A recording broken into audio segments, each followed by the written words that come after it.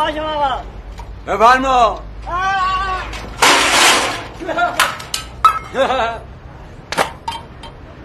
منو چرا میزنی؟ مگه مرض داری مهمون دعوت میکنی؟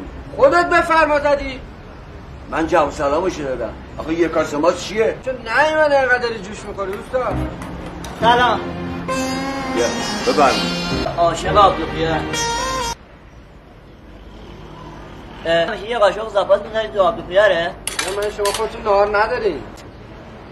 برو از اون نونتون یه دونه برد و بیار بزنیم تنگش سیر شی. برو بیا. باشو. آقا شما رو زیادم به دلت بد را نده. یه همیشه دستشو میشوره. تو دیدی؟ آره بابا آخرین بار همین فکر کنم یه هفته پیش بود از جلو مغازه‌شون رد می‌شدم با بنزین نشسته بود لبه جوب داشت می‌سابید. با بنزین؟ آره دیگه. بچه تمیزیه. اه؟ آره